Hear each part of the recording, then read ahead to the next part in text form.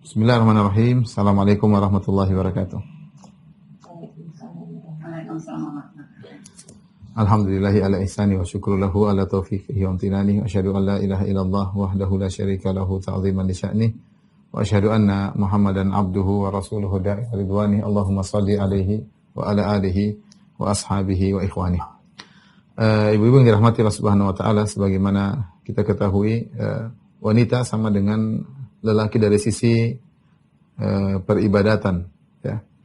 Nabi SAW bersabda, an-nisa'u syaqa'iqur rijal, maksudnya wanita adalah bagian daripada lelaki, yaitu kembarannya lelaki atau saudaranya lelaki. Artinya apa yang berlaku bagi lelaki bagi juga wanita, ya. Makanya Allah dalam ayat mengatakan innal muslimina wal muslimat, Allah mengatakan wal mu'minu wal mu'minat, sungguhnya wanita-wanita muslimah dan wanita-wanita mukminah, ya. Sebagaimana Allah mengatakan lelaki muslim dan lelaki-laki mukmin, ya, yang menunjukkan bahwasanya baik lelaki maupun mukmin hendaknya berusaha untuk beriman kepada Allah Subhanahu wa taala. Dan Allah beriman, dan Allah Subhanahu wa taala berfirman, "Man 'amila shalihan min dzakarin wa untha wa huwa mu'min, min dzakarin aw untha wa huwa mu'min, falanuhyiyannahu hayatan thayyibah." Ya, kata Allah Subhanahu wa taala, barang siapa yang beramal saleh, baik lelaki maupun wanita, dan dia adalah seorang yang beriman, falanuhyiyannahu hayatan thayyibah, maka kami akan berikan kepada dia kehidupan yang baik, yaitu kehidupan yang penuh dengan kebahagiaan. Ibu yang dirahmati oleh Allah Subhanahu wa taala, oleh karenanya sebenarnya pada dasarnya amalan-amalan yang dilakukan oleh lelaki itulah juga amalan-amalan keseharian yang dilakukan oleh seorang wanita secara umum.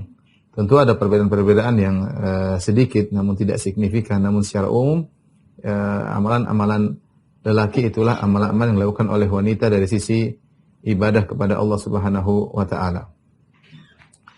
Dan yang perlu kita ingat bahwasanya kita sekarang hidup di zaman yang waktu kita sangat mudah terbuang-buang, ya.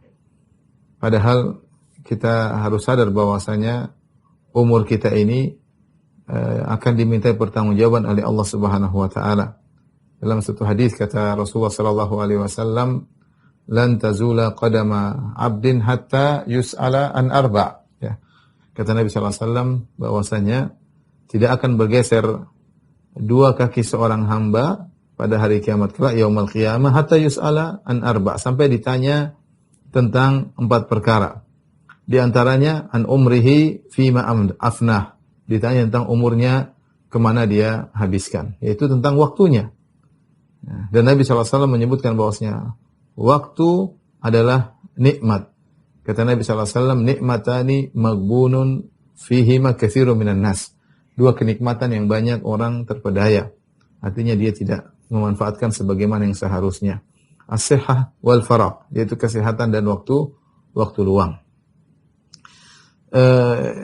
Karenanya ketika kita sadar bahwasanya umur ini akan diminta pertanggungjawaban oleh Allah Subhanahu wa taala, akan ditanya oleh Allah Subhanahu wa taala kemana kita habiskan, ya, maka harus kita persiapkan jawaban tersebut, ya. Jangan sampai kita ditanya ternyata waktu kita habiskan yang tidak bermanfaat. Pembahasan kita tentang amalan keseharian sehari semalam seorang wanita ini adalah usaha untuk membantu kita dalam memanage umur kita, untuk memanage waktu kita. Karena kita akan menjalankan rutinitas harian. Ya, sehari-hari ya kita makan, kita tidur, kita melayani suami, kita mengurus anak, kita masak, ya. Dan demikianlah kehidupan seorang wanita keseharian, ya. Kita ingin keseharian kita ini benar-benar efektif, bermanfaat, dan bisa mendatangkan ganjaran yang besar di akhirat kelak, ya. Ibu yang dirahmati oleh Allah Subhanahu wa taala, jadi problem kita adalah kita hidup di zaman yang umur kita banyak terbuang tidak bermanfaat. Dengan adanya medsos, ya, dengan adanya internet, dengan ada banyaknya berita-berita yang memancing kita untuk melihat, membuat kita kepo untuk melihat yang tidak perlu, mendengar yang tidak perlu, sehingga umur kita terkadang setiap hari kita buang berjam-jam, ya, di depan layar kaca TV atau layar kaca HP kita, Al-Quran tidak kita baca, ya, zikir kita tinggalkan, sehingga kita fokus untuk melihat berita-berita yang mungkin sebagian bermanfaat, namun kebanyakannya tidak bermanfaat. Kebanyakannya hanya membuat umur kita terbuang sia-sia. Begitu pentingnya umur, begitu pentingnya waktu, ya, sampai dalam Al-Quran Allah Subhanahu wa Ta'ala sering bersumpah dengan waktu, banyak sekali, ya. Seperti firman Allah Subhanahu wa Ta'ala, wala asr, demi asar, atau ada yang mengartikan demi masa. Allah juga bersumpah wal fajar, demi fajar. Ketika fajar terbit, ya, Allah bersumpah dengan waktu fajar. Kenapa Allah bersumpah dengan waktu fajar? Kata para ulama, karena itu waktu untuk kita gunakan beribadah kepada Allah Subhanahu wa Ta'ala, untuk salat subuh kayak, untuk berpuasa kayak, ya. Kemudian Allah bersumpah juga wadduha, demi duha. Kenapa Allah bersumpah dengan duha? Karena disitulah banyak orang memanfaatkan waktu untuk beribadah di waktu duha, mendekatkan dirinya kepada Allah Subhanahu wa Ta'ala. Allah bersumpah dengan waktu yang wal laili wan nahari, demi malam, demi siang, walayalin ashar, demi 10 hari, ya. Banyak Allah bersumpah dengan waktu. Tidak lain untuk mengingat kita bahwasanya itulah modal dasar kita dalam kehidupan ini adalah waktu, umur kita. Kita ini hanyalah kumpulan dari hari-hari, ya. Kita ini hanyalah kumpulan dari hari-hari. Sebagaimana perkataan Hasan al-Basri, ya bani Adam innama anta ayyam. Wahai anak Adam, sesungguhnya engkau adalah kumpulan hari-hari. Fa idza dhahaba ba'dul ayyam dhahaba ba'duk. Jika telah pergi sebagian hari darimu, maka telah pergi sebagian dari dirimu. Apalagi telah pergi sebagian bulan, apalagi telah pergi sebagian tahun, dan sudah banyak tahun yang pergi dari kita. Di antara kita yang sudah berumur 40, ada yang berumur 50, ya. Sudah terlalu banyak hari yang berlalu dari diri kita. Ya. Dan kita hanyalah kumpulan hari-hari, kumpulan bulan, kumpulan tahun. Semakin banyak hari yang telah pergi dari kita, berarti kita sudah mendekati pada titik pertemuan kita dengan Allah Subhanahu wa Ta'ala. Kemudian kata Hasan al-Basri, fa idza dhahaba ba'dul ayyam dhahaba ba'duka. Jika telah pergi sebagian hari, maka telah pergi sebagian dari dirimu. Wa idza dhahaba ba'duka yushiku an yadhhab kulluk. Dan jika telah sebagian dirimu telah pergi, bisa jadi kau akan pergi seluruhnya menuju Allah Subhanahu wa Ta'ala. Ini problem besar yang kita hadapi di zaman ini. Saya tidak berbicara tentang ibu saya bicara tentang diri saya juga, di mana kita terlalu kepo untuk mengetahui banyak hal yang ternyata itu tidak bermanfaat bagi kita. Kalau ada manfaatnya pun hanya sedikit, dan kita hanya membuang usia kita. Kita renungkan sudah berapa tahun yang telah hilang dari kita. Sudah apa yang produktivitas yang sudah kita kerjakan. Sudah berapa banyak kita hatamkan Quran. Sudah berapa banyak kita sedekahkan. Sudah berapa banyak salat malam yang sudah kita kerjakan. Ya. Sudah berapa banyak salat duha yang sudah kita kerjakan. Ya. Sudah berapa banyak agama yang sudah kita amalkan. Sudah berapa pengorbanan kita kepada kedua orang tua kita. Ya, sudah berapa besarkah perhatian kita kepada anak-anak kita untuk kita arahkan untuk mengingat Allah Subhanahu wa Ta'ala. Kita renungkan, ya, apa produktivitas kita yang sudah kita lakukan dengan perginya umur kita. Ya. Kita bandingkan dengan umur-umur kita yang terbuang. Ya. Sudah berapa waktu yang kita buang untuk menonton inilah, untuk itulah, untuk komentar inilah, komentar anulah, ya, untuk melihat yang tidak bermanfaat lah. Sementara kita semakin berjalan menuju titik pertemuan kita dengan Allah Subhanahu wa Ta'ala. Makanya Rasulullah SAW mengatakan, iktanim khamsan qabla khamsin. Manfaatkan 5 perkara sebelum datang 5 perkara. Kata Nabi SAW, syababaka qabla haramik. Manfaatkanlah masa mudamu sebelum masa tuamu.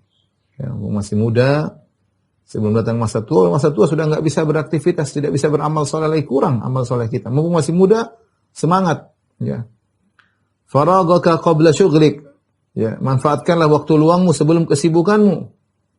Alhamdulillah kita kalau punya waktu luang, mungkin anak-anak sudah pada besar, sudah pada menikah, atau ya kita punya waktu luang, gunakan untuk beribadah kepada Allah Subhanahu wa Ta'ala. Sihata qabla saqamik. Manfaatkanlah sehatmu sebelum sakitmu. Masih sehat, beramal soleh.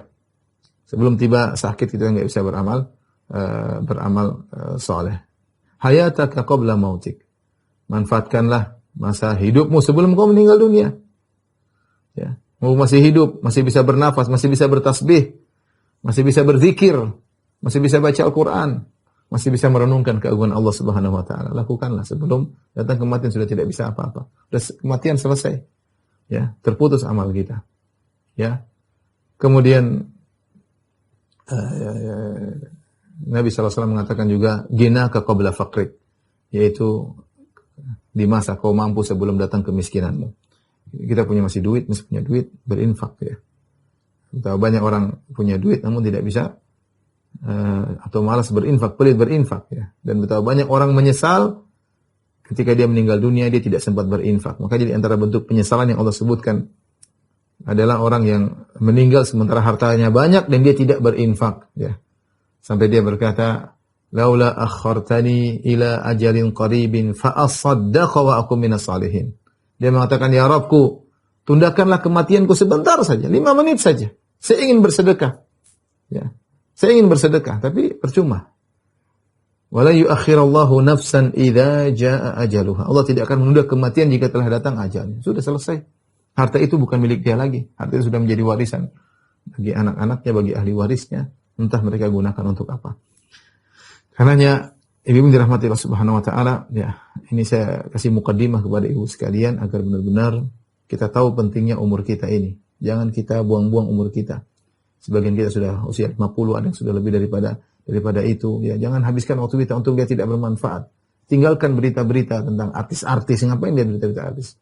Dia terlalu sibuk melihat kemewahan tas, kemewahan sepatu, dompet lah, apalah. Sudahlah, sudah waktunya. Kita lihat sesekali tidak apa-apa sebagai manusia, sebagai wanita. Tidak apa-apa lihat keindahan. Tapi bukan jangan capek lama-lama melihat hal tersebut. Bukan waktunya kita bangga-banggaan lagi dengan kemewahan, dengan keindahan, sudah bukan waktunya lagi. Saatnya kita fokus untuk beribadah kepada Allah. Ya, benar ada waktu kita jalan-jalan, ada waktu kita refreshing sama anak-anak, sama suami. Tapi ingat, waktu kita terbatas, tidak lama lagi. Karenanya di antara hal yang membantu kita untuk bisa memanage waktu kita, pada kesempatan kali ini kita akan membahas tentang apa sih amal keseharian seorang wanita muslimah yang bisa hendaknya dia lakukan. Dan ini hanya sekedar ide bagaimana kita bisa mengatur waktu kita, menghabiskan waktu kita pada perkara-perkara yang bermanfaat. Kita mulai dari, misalnya sederhana, kita mulai dari mendengar azan subuh. Ya. Tentunya yang terbaik adalah bangun sebelum subuh. Ya. Kita mulai dari bangun sebelum subuh. Ya. Ibu dirahmati Allah Subhanahu Wa Taala.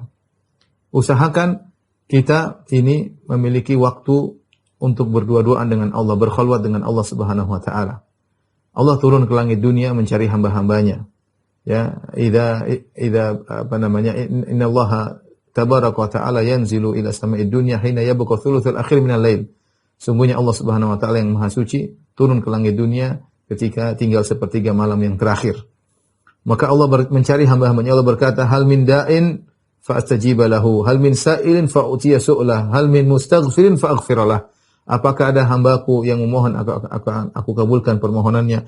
Apakah ada hambaku yang berdoa akan aku kabulkan doanya? Apakah ada hambaku yang beristighfar, aku akan ampuni dosa-dosanya? Maka ini waktu-waktu yang mulia. Waktu-waktu yang tatkala orang-orang sedang lelap tidur. Yang Nabi sangat anjurkan kita untuk bisa bangun dan meminta kepada Allah Subhanahu wa taala. Kita buka hari kita dengan berkhalwat kepada Allah Subhanahu wa taala. Ini sangat indah ibu-ibu yang dirahmati Allah Subhanahu wa taala. Di saat yang kita charging iman kita sangat mudah di-charging di waktu sepertiga malam yang terakhir. Yang Nabi SAW mengatakan, "Sallu bil-lail wan nasu niyam tadkhulul jannata bisalam." Salatlah kalian di waktu malam ketika orang sedang tidur pulas, niscaya kalian akan masuk surga dengan penuh keselamatan. Maka bangunlah ketika sebelum subuh. Bisa kita bangun setengah jam, ya. Bisa jadi 1 jam. Kalau itu tergantung kebiasaan saja. Caranya bagaimana? Caranya kita tidur agak dipercepat. Ya, kalau kita bisa tidur misalnya subuh jam 4, kita bisa tidur jam 10, kita bangun jam 4, kita tidur jam 9 supaya bangun jam 3. Atau kita tidur setengah 10 agar kita bangun setengah 4. Saya tidak minta waktu banyak-banyak. Saya minta ibu-ibu sholat meskipun 3 rakaat. 3 rakaat cukup. Berkah insyaAllah ta'ala. Yang penting bangun sebelum subuh 3 rakaat, sholat witir, angkat tangan berdoa kepada Allah Subhanahu wa ta'ala. Ketika bangun tidur tentunya ada banyak sunnah yang dikerjakan ketika bangun tidur, ya. Kita bisa baca doa bangun tidur. Alhamdulillah ahyana ba'da ma amatana wa ilaihin nusyur, ya. Kita bisa baca doa tidur juga, doa bangun tidur, ya. Alhamdulillahilladzi radda 'alaiha ruhi, yang telah mengembalikan ruh kepadaku, wa adzina li bi dzikrihi, ya. Yang telah memberikan izin kepadaku untuk mengingat berzikir kepada Allah Subhanahu wa taala. Kita juga bisa baca ayat-ayat terakhir dari surat Ali Imran. Ini sunnah-sunnah ketika bangun tidur bisa kita kerjakan. Yang penting kita baca doa bangun tidur, ya. Ketika kita bangun tidur, jangan lupa, ya, untuk membantu kita bisa bangun malam, nyalakan alarm, ya. Kita nyalakan alarm, mungkin ada satu di atas lemari kayak, atau satu di bawah tempat tidur kayak. Yang penting kita harus bergerak untuk mematikan alarm tersebut. Ini semuanya tergantung kita tekad atau tidak. Kalau ibu bertekad, insya Allah bisa bangun. Insya Allah bisa bangun. Saya sering sampaikan, jangankan untuk bangun sebelum subuh, kita saja bisa bangun jam 1, jam 2, kalau kita mau ada jadwal penerbangan pesawat jam 3, kita bisa bangun jam 1. Ada penerbangan pesawat jam 5, kita bisa bangun jam 3, jam setengah 3 kita bisa bangun. Karena kita tahu kita tidak mau ketinggalan pesawat, karena kita tahu kalau kita ketinggalan pesawat kita akan rugi. Nah sekarang kita bayangkan kalau kita tidak sholat malam, kita rugi. Ada malam yang terlewatkan kita nggak sholat witir, rugi. Ya, yang pahalanya sangat besar yang kita dapatkan di akhirat kala. Hidup ini cuma sementara, ya. Setelah itu kita akan meraih hasil dari apa yang kita lakukan. Maka ibu dirahmati Allah Subhanahu wa taala, bangun malam, ya, bangun malam. Meskipun hanya 1/4 jam. Meskipun hanya sholat 3 rakaat, ya. Kemudian sholat, setelah itu berdoa kepada Allah Subhanahu wa taala, minta yang apa ibu ingin minta. Saatnya kita berkeluh kesah kepada Allah Subhanahu wa taala. Kalau mau curhat kepada Allah Subhanahu wa taala, serahkan segala urusan kepada Allah Subhanahu wa taala. Katakanlah, ya Allah, seluruh pintu telah tertutup, ya Allah. Hanya pintumu yang tetap terbuka, ya Allah. Semua tidak ada harapan bagiku, ya, kecuali harapan kepadamu, ya Allah. Menangis di hadapan Allah Subhanahu wa taala. Saya rasa setiap kita punya permasalahan. Saya rasa setiap kita punya ada problematika. Daripada kita ngomong curhat ke ibu-ibu, curcol kepada ibu-ibu, kita curhat kepada Allah, karena kalau curhat kepada Allah, Allah kasih solusi. Kalau curhat kepada ibu-ibu, belum tentu ada solusi. Baik. Kemudian jangan lupa istighfar, meskipun beberapa puluh kali. Astaghfirullah, astaghfirullahaladzim, tubu ilaih, astaghfirullahaladzim, tubu, atau astaghfirullah, astaghfirullah, astaghfirullah, astaghfirullah. Karena Allah Subhanahu wa taala memuji orang-orang beristighfar di waktu sahur. Kata Allah Subhanahu wa taala, wal mustaghfirina bil ashar, dan orang-orang beristighfar di waktu sahur. Dan Allah juga berfirman, wabil ashari hum yastaghfirun, di waktu sahur mereka istighfar. Ini saatnya kita beristighfar. Dan tadi dalam hadis qudsi, ketika Allah Subhanahu wa taala turun ke langit dunia, Allah berkata, hal min mustaghfirin fa'aghfirlah. Apakah ada di antara hambaku yang beristighfar, akan aku ampuni dosa-dosanya. Jadi kalau kita bangun malam, tidak syarat kita harus sholat, tidak syarat. Bisa sholat, alhamdulillah. Seandainya ibu datang bulan, ibu tidak harus sholat, ibu bisa baca Quran, ibu bisa berdoa kepada Allah, ibu bisa berzikir, tidak harus mesti dalam kondisi sholat. Yang penting bangun di waktu 1/3 malam yang terakhir. Ketika Allah turun ke langit dunia, Allah mencari hamba-hambanya. Saatnya kita cari muka kepada Allah. Kita katakan, ya Allah, hambamu telah bangun, memohon, meletakkan segala harapan kepadamu. Minta kepada Allah. Kalau bisa sholat malam terbaik. Kalau seandainya kita lagi datang bulan, tidak harus. Kita bisa berzikir, kita bisa berdoa, kita bisa beristighfar, sampai azan subuh. Tapi kita sambil menanti azan subuh, ya, kalau seandainya seorang di antara kita yang bangun misalnya jam 2, jam 3, ya, sambil menunggu azan subuh, dia bisa berbaring sedikit, ya. Kalau dia bangun, sebagian kita ada yang bangun jam 1 malam. 1 malam kemudian dia bangun sholat sampai jam 2, dia boleh tidur lagi. Tidur lagi sampai azan subuh. Itu baik agar dia bangun segar. Ya, karena sebagian orang kalau dia bangun jam 3 kemudian lanjut sampai subuh, terkadang setelah subuh dia agak ngantuk. Tapi kalau dia bangun jam 1, dia sholat sampai jam 2. Kemudian setelah itu dia tidur lagi, dia bangun subuh dalam kondisi segar insyaallah taala, ya. Baik, kemudian ketika azan dikumandangkan, ya, maka berusaha untuk menjawab azan, azan. Di antara sunnah adalah menjawab azan. Ikuti satu lafal demi lafal. Kalau muadzin mengatakan Allahu Akbar, kita konsen. Tinggalkan semua HP, letakkan dulu, ya. Jangan kita jawab adzan sambil lihat HP. Jangan. Kita konsen lagi ibadah, kita jawab Allahu Akbar, Allahu Akbar. Allahu Akbar, Allahu Akbar, kita jawab lagi Allahu Akbar, Allahu Akbar. Asyhadu an la ilaha illallah, kita jawab asyhadu an la ilaha illallah. Asyhadu an la ilaha illallah, asyhadu an la ilaha illallah. Asyhadu anna Muhammadar Rasulullah, kita jawab lagi asyhadu anna Muhammadar Rasulullah. Asyhadu anna Muhammadar Rasulullah, asyhadu anna Muhammadar Rasulullah. Disunahkan ketika sampai pada asyhadu anna Muhammadar Rasulullah, kita katakan raditu billahi rabba wa bi Muhammadin rasula wa bil islami dina, ya. Ketika kita menjawab asyhadu anna Muhammadar Rasulullah, kita bisa mengatakan raditu billahi rabba wa bi Muhammadin rasula wa bil islami dinan. Kemudian hayya 'alas shalah, kita jawab hayya 'alas shalah. Hayya 'alal falah, kita jawab hayya 'alal falah. Allahu akbar, Allahu akbar, Allahu akbar, la ilaha illallah. Adapun ketika muadzin mengatakan ketika muadzin mengumandangkan dengan berkata as-salatu khairum minan naum, maka di sini ada khilaf di kalangan para ulama apa yang kita jawab. Ada yang mengatakan kita ikut meniru as-salatu khairum minan naum, salat lebih baik daripada tidur. Ada yang mengatakan kita jawab dengan mengatakan la haula wala quwata illa billah, sebagaimana kita menjawab hayya 'alas shalah hayya 'alal falah. Saya salah ucapnya kalau muadzin mengatakan hayya 'alas shalah, kita jawab la haula wala quwata illa billah. Hayya 'alal falah, kita jawab la haula wala quwata illa billah.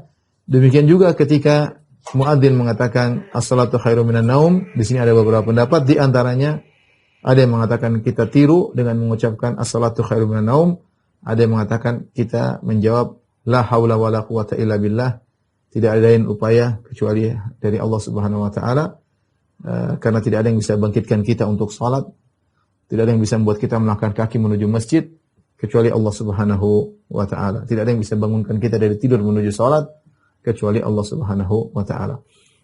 Setelah azan dikumandangkan dan kita sudah menjawab azan, jangan lupa kita berdoa, ya. Kita bersolawat. Allahumma shalli ala Muhammad wa ala ali Muhammad kama shallaita ala Ibrahim wa ala ali Ibrahim innaka Hamidum Majid. Wa barik ala Muhammad wa ala ali Muhammad kama barakta ala Ibrahim wa ala ali Ibrahim innaka Hamidum Majid. Kemudian kita baca doa Allahumma rabb hadhihi da'wati tammah wa salatil qa'imah ati Muhammadin wasilah al-fadilah wa ba'athu maqamam alladhi wa'adtah. Kita baca doa setelah azan. Rasulullah mengatakan siapa yang mendengar azan kemudian dia mengikuti ucapan muadzin, kemudian dia bersolawat kepadaku dan dia minta wasilah untukku, halat lahu syafaati, maka dia akan mendapatkan syafaatku. Ini kelihatannya amalan sederhana, tapi ini di antara hal yang membuat kita mendapat syafaat Nabi sallallahu alaihi wasallam pada hari kiamat kelak. Jadi dengarkan azan, ikuti apa yang diucapkan muadzin yang sudah kita lihat tadi. Kemudian jangan lupa bersalawat kepada Nabi sallallahu alaihi wasallam, kemudian berdoa minta kepada Allah agar Nabi diberikan wasilah tadi. Allahumma rabb hadhihi da'wati tammah dan seterusnya. Maka kalau kita ucapkan itu, maka kita akan mendapatkan syafaat dari Nabi sallallahu alaihi wasallam. Setelah itu, ibu yang dirahmati Allah Subhanahu wa taala, setelah mendengar azan, ada beberapa sunnah yang bisa kita kerjakan antara azan dengan iqamat subuh. Di antaranya kita salat 2 rakaat sebelum salat subuh. Yang kata Nabi sallallahu alaihi wasallam, raka'atul fajri khairum minad dunya wa ma fiha. 2 rakaat sebelum subuh lebih baik daripada dunia dan seisinya. 2 rakaat salat sebelum subuh, yaitu qobliyah subuh, lebih baik daripada dunia dan seisinya. Jadi jangan sepelekan 2 rakaat ini. Dan Nabi sallallahu alaihi wasallam di antara salat yang sangat beliau perhatikan adalah 2 rakaat sebelum subuh. Beliau tidak pernah meninggalkannya ketika sedang mukim di rumah atau ketika sedang bersafar. Tidak pernah meninggalkan 2 rakaat sebelum subuh. Dengan bacaan yang ringan, kita baca rakaat pertama Al-Fatihah dengan surat Qul ya ayyuhal kafirun. Rakaat kedua kita baca Al-Fatihah dengan Qul huwallahu ahad. Dengan Qul huwallahu ahad. Setelah itu kita menunggu qomat, kita bisa berdoa kepada Allah Subhanahu wa taala karena Nabi sallallahu alaihi wasallam mengatakan doa bainal adzanaini la yurad, doa di antara 2 adzan tidak tertolak, atau kita itu berdoa angkat tangan minta kepada Allah Subhanahu wa taala. Terus berdoa. Tadi sebelum azan kita berdoa kepada Allah, sekarang setelah salat sunnah kita berdoa kepada Allah Subhanahu wa taala, ya. Atau kita bisa isi dengan baca Al-Qur'an, ya. Menanti qomat dikumandangkan. Kalau qomat, itu kan kita salat subuh. Salat subuh. Tentunya disunahkan bagi laki-laki untuk ke masjid. Adapun wanita, yang terbaik adalah di rumah. Mereka salat di rumah. Kata Nabi sallallahu alaihi wasallam dalam hadisnya, la tamna'u ima Allahi masajidallah wa buyutuhunna khairun lahun. Janganlah kalian melarang para wanita untuk pergi ke masjid untuk salat di masjid, tetapi rumah mereka lebih baik bagi mereka. Jadi wanita sholat di rumah lebih baik daripada dia sholat di masjid. Bahkan sebenarnya mengatakan kalau lelaki ingin mendapatkan pahala 27 derajat, dia sholat ke masjid, wanita di rumah sudah dapat 27 derajat. Kenapa sholat dia di rumah lebih afdal? Kenapa lebih afdal? Karena dia lebih tersembunyi, tidak dilihat oleh para lelaki. Dan dia punya banyak kegiatan di rumah, dia harus segera siap di rumah, banyak yang harus dia kerjakan, ngurusin suami, ngurusin anak-anak. Sehingga dia di rumah saja, di rumah saja. Nah, yang perlu saya ingatkan ibu-ibu, masalah sholat sunnah dengan sholat fardunya tidak terikat dengan qomat di masjid, tidak terikat dengan iqamat di masjid. Misalnya kita tahu azan sekarang misalnya jam 4 misalnya, azan subuh jam 4. Atau ibu bangun misalnya setengah 5. Ibu bangun setengah 5, orang sudah bubaran di masjid, sudah selesai sholat subuh. Meskipun ibu bangun setengah 5, selama matahari belum terbit, ibu masih bisa sholat qobliyah, kemudian sholat subuh.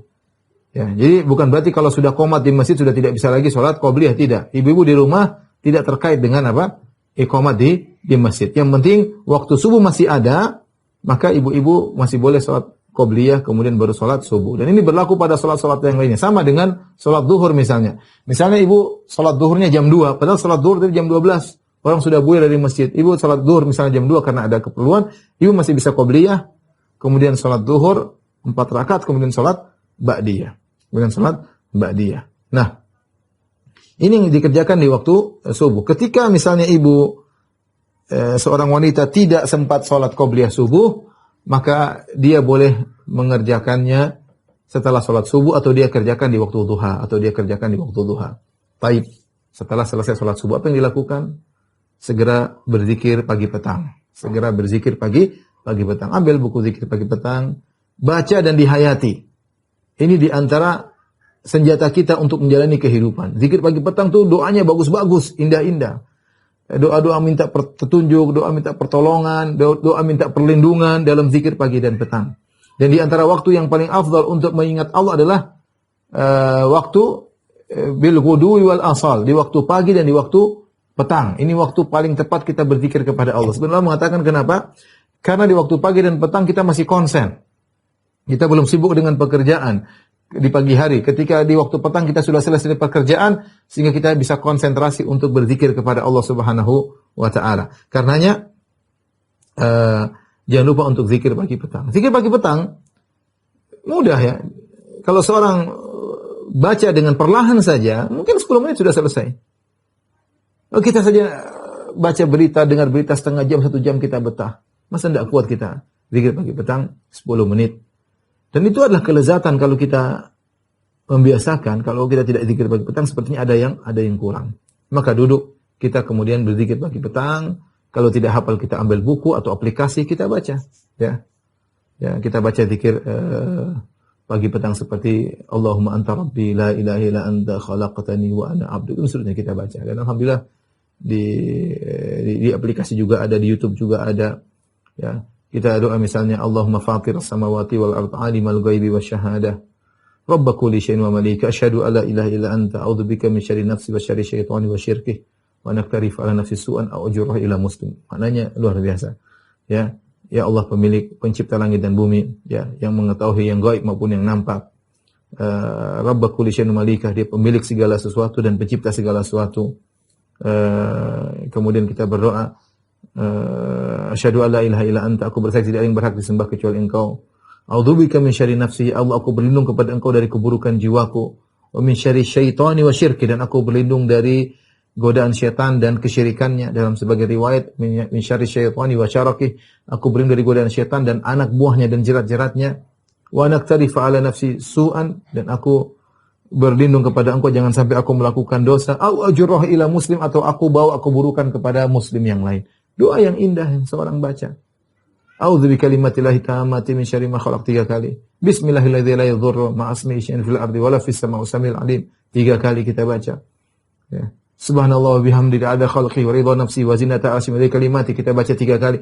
Kita baca ayat kursi, baca 3 qul a'udzu birabbin nas, ya. Kita istighfar 100 kali, astaghfirullah 100 kali. Ada waktu lagi kita baca la ilaha illallah dahu la syarika, lahul mulku wa lahul hamdu wa huwa ala kulli syai'in qadir. La ilaha illallah dahu la syarika, lahul mulku wa lahul hamdu wa ala kulli syai'in qadir. 100 kali. Ya. Kalau kita sudah baca seluruh zikir-zikir pagi petang, buka Al-Qur'an. Ini kita harus bikin program harian. Kalau kita pegang program harian ini, subhanallah kita punya aset yang banyak di akhirat kelak. Tidak cuma sekedar salat subuh kemudian tidur lagi, atau salat subuh kemudian buka HP, lihat WA, grup WA 50 grup yang harus kita jawab satu demi satu, hanya buang-buang umur kita. Kita nggak kerasa. Sekarang saya tadi katakan, tengok kepada diri kita, umur kita sudah berapa yang terbuang, sudah habis umur kita. Ada yang di antara kita sudah 50 tahun sudah hilang, ada yang 40 tahun, ada yang 45, ada yang mungkin 50 lebih. Apa produktivitas yang mau kita banggakan bertemu dengan Allah? Amal apa yang sudah kita kerjakan? Ya saya tidak, kita semua beramal, tapi masih belum maksimal, belum efektif. Kenapa belum efektif? Karena umur kita tidak kita hargai.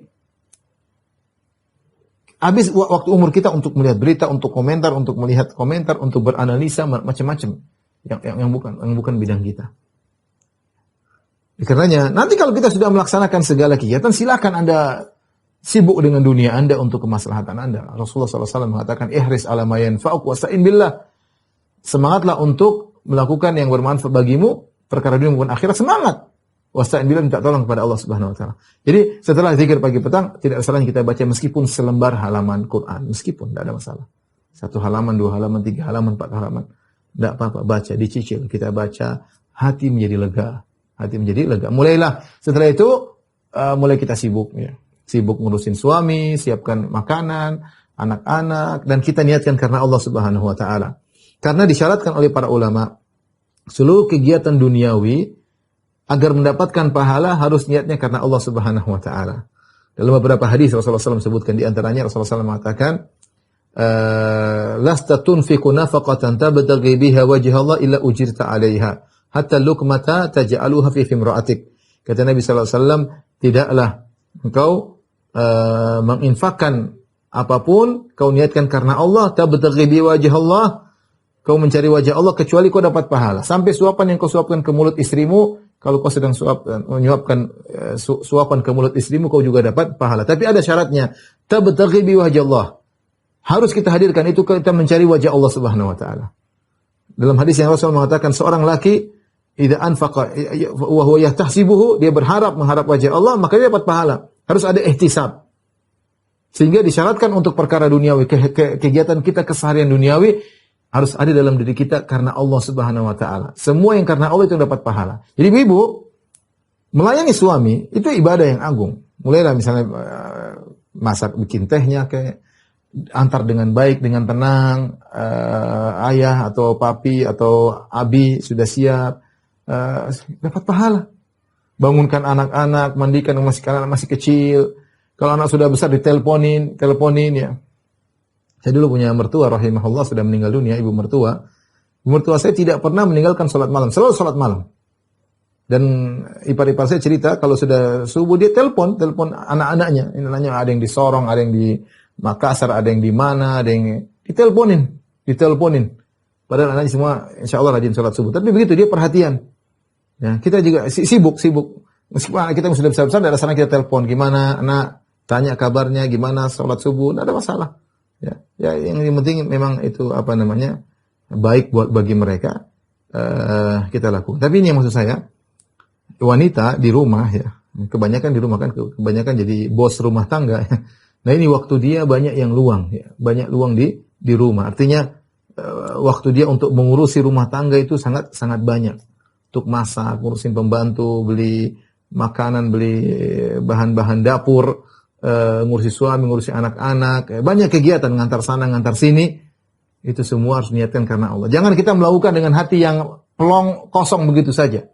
Kalau hati dengan kita kerjakan itu semua dengan hati yang kosong, maka nggak ada pahalanya. Agar dapat pahala, kita harus niatkan karena Allah Subhanahu wa taala. Lakukan kegiatan yang bisa kita lakukan.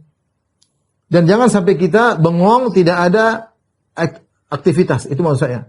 Jangan seorang wanita bengong, ngelamun sini, enggak. Saya tidak ingin seperti itu. Kalau enggak bengong, telepon orang tua, sambung silaturahmi.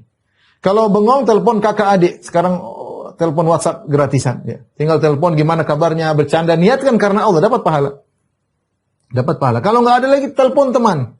Kalau memang kita bosan, sudah capek baca Quran, sudah capek berzikir, ingin refreshing yang baik. Kalau telepon teman, niatkan nyambung silaturahmi, dapat pahala, menyenangkan hati orang. Kalau nggak, nonton kajian, nonton YouTube atau yang bermanfaat atau perkara duniawi kayak yang bermanfaat, mungkin cara masak, cara apa, tidak apa. Niatkan karena Allah. Sehingga tidak ada waktu kita terbuang-buang ngelihat yang tidak bermanfaat, berita artis, berita ini, berita anu, berita kriminal, berita yang tidak ada manfaatnya. Hanya menjadi jadi sampah dalam harddisk otak kita. Jangan. Jadi waktu kita benar-benar niatkan karena Allah meskipun perkara duniawi. Kalau kita tidak niatkan tidak dapat pahala. Baik, kemudian waktu kalau 9:30, jam 10, 9:30 ini waktu terbaik untuk salat duha. Terbaik untuk salat duha. Kata Nabi sallallahu alaihi wasallam, "Salatul awwabin hina tarmadul fisal." Salatnya orang-orang yang senantiasa kembali kepada Allah, salat duha adalah ketika anak onta kepanasan. Ketika anak onta kepanasan. Dan itu kata sebagian ulama sekitar jam 10, 10:30 itu waktu terbaik untuk salat duha, yaitu matahari ketika sudah terik-teriknya tapi belum zuhur. Itu sekitar jam 10, 10:30 waktu salat duha. Sebelum itu sesudahnya juga boleh karena salat duha waktunya panjang. Salat duha startnya kapan? Startnya mulai dari 15 menit setelah sunrise. Kapan matahari terbit? Misalnya di jadwal matahari terbit jam 6. Berarti jam 6:15 kita sudah boleh salat duha. Sampai kapan waktunya? Sampai kita kira-kira 7 menit, 10 menit sebelum adzan zuhur. Di range waktu itu antara 15 menit setelah terbit matahari sampai 10 menit sebelum adzan zuhur ini waktu salat duha. Tapi yang terbaik adalah sekitar jam 10, jam 10:30 itu yang terbaik salat duha, 2 rakaat minimal. Selebihnya boleh 4, boleh 6, boleh 8, boleh 10, boleh 12. Tapi minimal adalah 2 rakaat. Dalam hadis, barang siapa yang sholat 4 rakaat di waktu duha, Allah akan mudahkan urusannya di sisa harinya. Maka seorang wanita berusaha sholat duha 4 rakaat, itu yang terbaik, agar Allah mudahkan urusannya. Ya. Terus kalau capek, boleh tidur. Ya. Dalam sebagian riwayat, hadis ini diperselisihkan, namun sebenarnya menghasankan.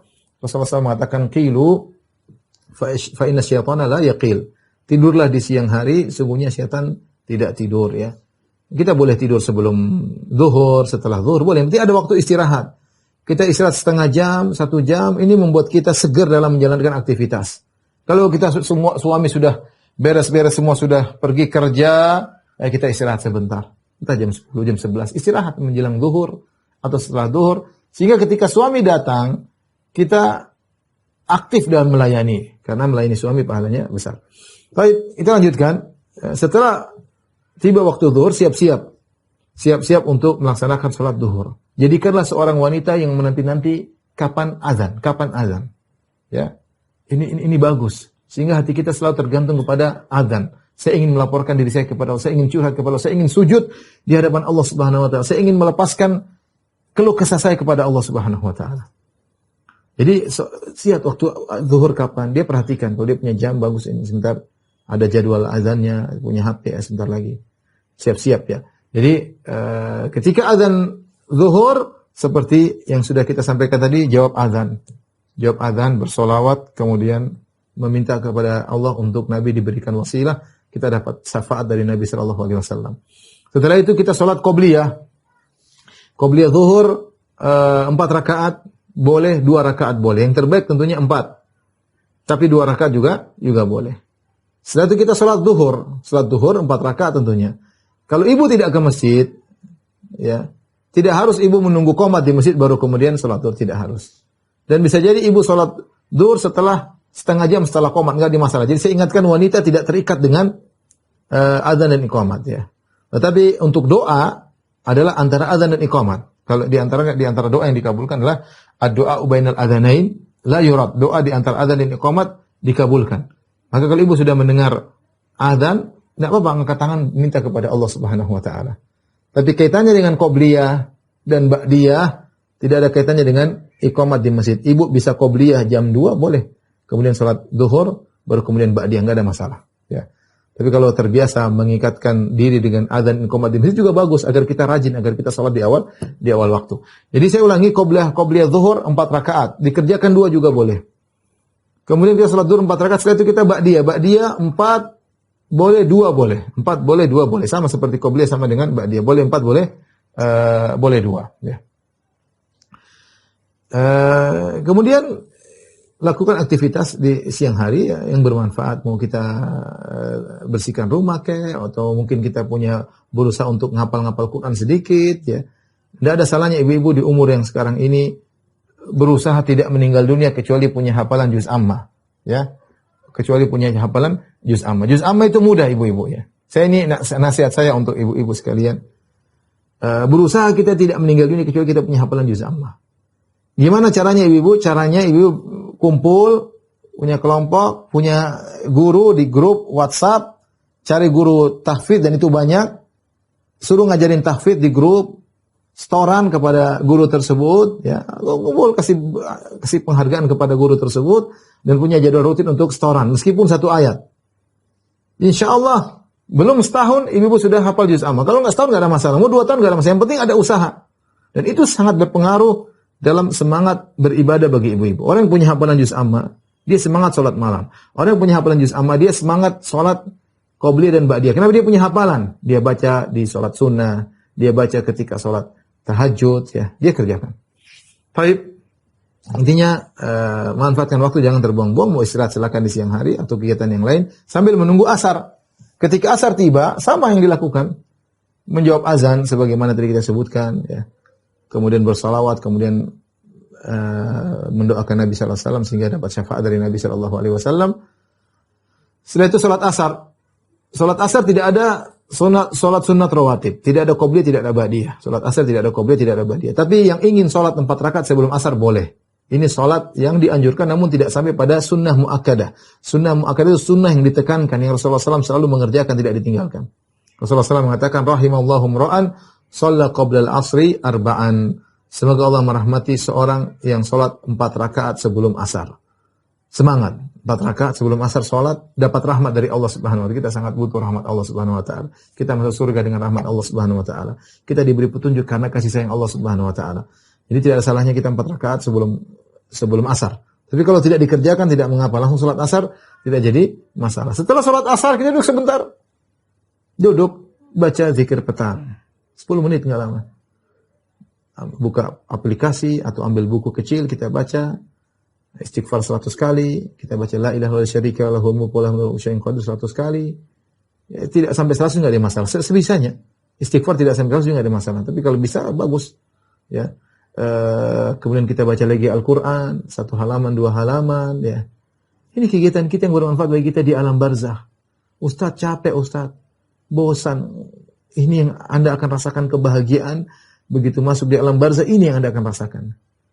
Amalan-amalan soleh kita yang selama ini kita kerjakan, rutinitas harian kita, zikir pagi petang, baca Quran, ya, ini semua insya Allah akan kita rasakan begitu kita masuk di alam barzakh. Ya.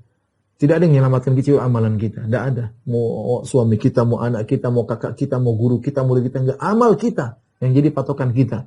Bahagia atau tidak, amal soleh yang kita kerjakan. Ya.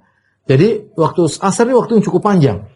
Kalau tidak kita mengefisienkan waktu tersebut akan terbuang percuma-cuma ya. Tidak ada manfaatnya. Bayangkan sekarang kita misalnya sholat asar jam 3, setengah 4 sudah selesai. Nanti sholat maghrib lagi sekitar jam 6, setengah 4, setengah 5, setengah 6, hampir 2 jam seperempat. Ini waktu yang efektif. Bisa kita gunakan zikir pagi petang. Kalau tidak ya kita zikir 10 menit, setelah itu kita menunggu suami, kita layani suami, menyenangkan hatinya dengan, tapi ingat, niat karena Allah Subhanahu wa taala harus dipasang. Niat karena Allah Subhanahu wa taala. Ya, kalau bisa baca Quran bagus ya, karena waktu asar waktu yang terbaik untuk berzikir kepada Allah, di antara zikir yang terbaik adalah baca Al-Qur'an. Kemudian nunggu maghrib, azan maghrib, kita jawab azan sebagaimana biasanya tadi. Tidak ada qobliyah maghrib, tapi kalau orang ingin sholat juga boleh, tapi bukan sunnah muakkadah. Bukan sunnah muakkadah. Kata Rasulullah SAW, "Shallu qoblal maghrib liman syaa." Salatlah sebelum maghrib bagi yang mau, tapi tidak ditekankan. Boleh namun tidak ditekankan. Yang ada sunnah ba'diyah maghrib. Sunnah ba'diyah maghrib kita kerjakan 2 rakaat. Salat maghrib 3 rakaat, kemudian ba'diyah maghrib 2 rakaat. Antara maghrib dan isya kita isi waktu dengan baca. Maghrib dan isya waktu yang singkat. Sudah fokus baca Quran atau apa sampai azan Isya, kita tahu menunggu sholat antara sholat satu dengan sholat yang lain pahalanya besar.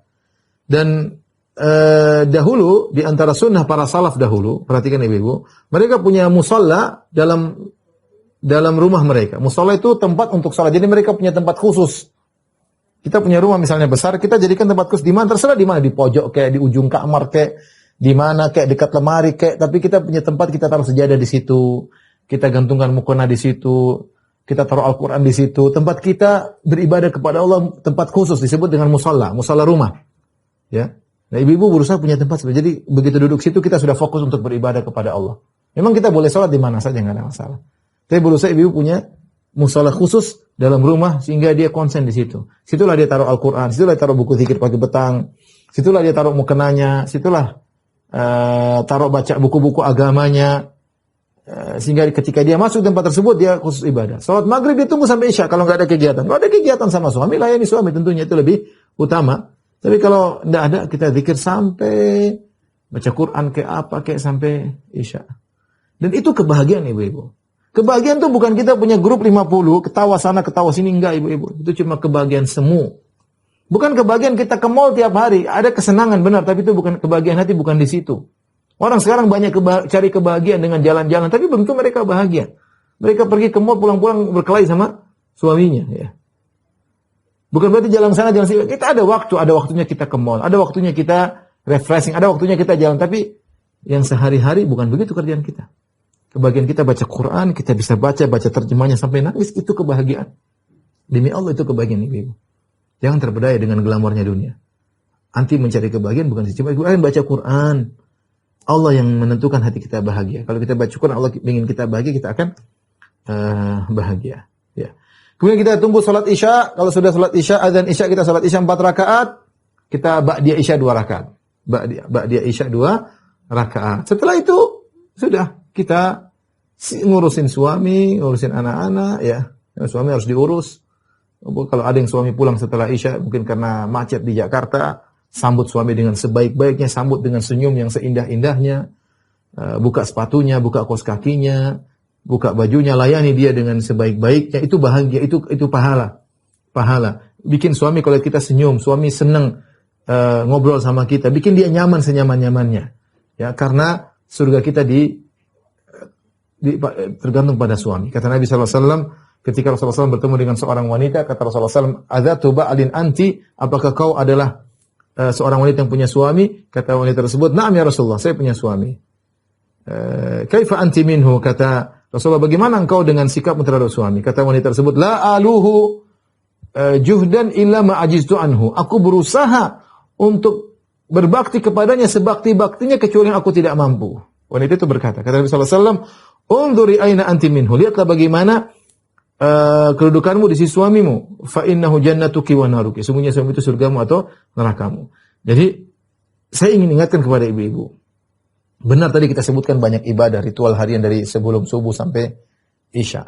Di antara ibadah agung adalah menyenangkan hati suami. Tapi ingat, niat karena Allah. Saya begini karena Allah. Saya membuka sepatunya, saya melayani dia. Mungkin saya yang gunting kumisnya, mungkin saya yang cukur rambutnya, mungkin saya yang pakaikan baju. Aisyah dahulu radhiyallahu taala anha, dia yang memakaikan minyak wangi kepada Nabi sallallahu alaihi wasallam. Dia yang menyisir rambut Nabi sallallahu alaihi wasallam. Semuanya karena Allah. Dan ini pahalanya besar, ya. Jadi ibu sibuk cari pahala, bikin grup ibu-ibu, kemudian pergi ke anak yatim, apalah, ternyata suami tidak diurusin. Ini salah besar. Ada pahala besar di rumah kita. Ada surga di rumah kita. Apa surga di rumah ibu-ibu? Keridhaan suami. Keridhaan suami. Ajak suami ngobrol, ajak suami sama-sama ngaji. Situ kebahagiaan kita, terutama bagi ibu-ibu sekalian. Di antara sunnah, ngobrol sama suami sebelum tidur, ya. Ngobrol sama suami. Jadi, kalau pulang dari kantor, ya sudah. Ibu-ibu jangan lagi sibuk main HP. Sudah konsen untuk ngobrol sama suami. Situlah kebahagiaan, ngobrol, ketawa, ketiwi setengah jam, 1 jam, mungkin tidur sehingga cepat, sehingga bisa bangun lagi sebelum subuh untuk melaksanakan rutinitas harian berikutnya. Ini sedikit saja yang saya sampaikan, ibu yang dirahmati Allah Subhanahu wa taala. Hanya sekedar ide, tidak harus demikian. Sunnah-sunnah Nabi banyak. Hanya sekedar ide bagi ibu-ibu. Semoga ibu-ibu bisa efisien dalam memanfaatkan sisa umur ibu-ibu yang tidak panjang tentunya. Umur kita sangat terbatas dan semoga Allah beri taufik kepada kita semua untuk bisa beramal soleh. Demikian saja ibu-ibu yang dirahmati Allah Subhanahu wa taala kajian kita, semoga bermanfaat dan bisa kita amalkan dalam kehidupan kita keseharian. Semoga Allah membimbing kita semua menuju surga Allah Subhanahu wa taala. Wabillahi taufiq wal hidayah. Assalamualaikum warahmatullahi wabarakatuh.